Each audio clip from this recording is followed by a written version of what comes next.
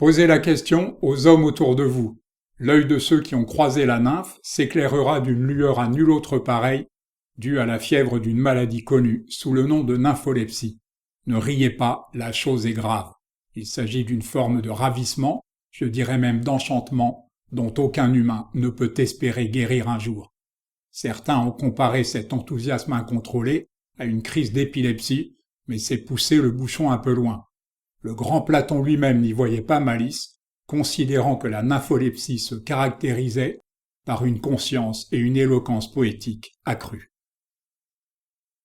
Quant à ceux qui y voient le moteur d'un roman fameux de Nabokov, ils oublient un peu vite la dimension merveilleuse du mythe de la nymphe, une demi-déesse radieuse, en adéquation avec son milieu naturel, qu'il s'agisse de fontaines sauvages, de sources, de grottes luisantes d'humidité, ou encore de forêts ombragées.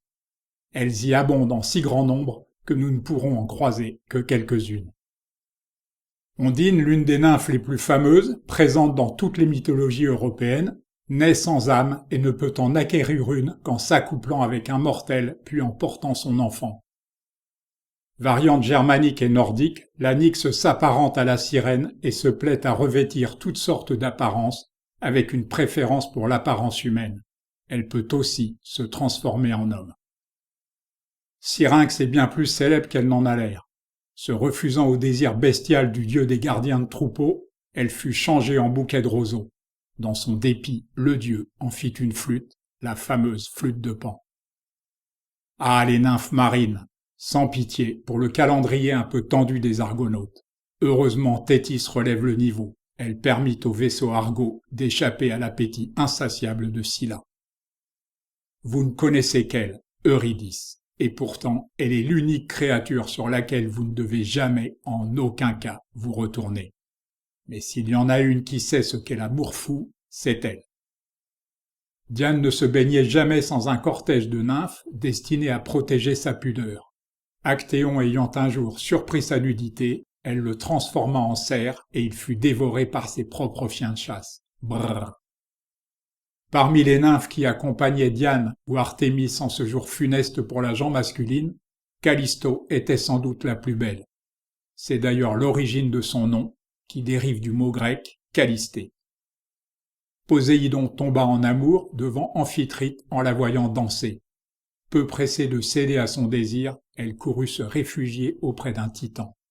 Et il fallut toute la diplomatie d'un dauphin pour que l'union ait lieu. À l'instar de Callisto, Daphné était d'une beauté à tomber. Elle fut le premier amour d'Apollon. Sauf que si lui fut touché par une flèche en or, ce fut une flèche de plomb pour elle, qui en conçut un profond dégoût. Mais voici une nymphe des montagnes parmi les plus émouvantes.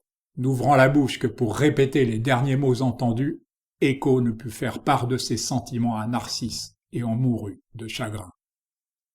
Et nous finirons ce catalogue non exhaustif par la plus gracieuse de toutes, la plus médiatisée aussi, Flore alias Chloris, nymphe de la fertilité et protectrice de la floraison des céréales et arbres fruitiers. Vous aurez remarqué que les nymphes ont consacré leur énergie à tenter d'échapper aux mâles en rut. Alors j'aimerais qu'on m'explique pourquoi on a baptisé nymphomanie une hystérie du désir chez la femme.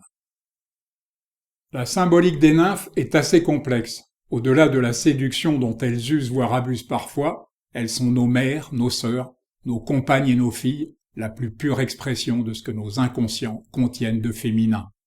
Elles ne présenteraient pas autant d'attrait si la fascination qu'elles nous inspirent n'était mêlée de terreurs enfantines. Et nous leur devons tout à la fois la part de folie héroïque dont nous sommes capables en de rares circonstances et les plus secrets de nos rêves.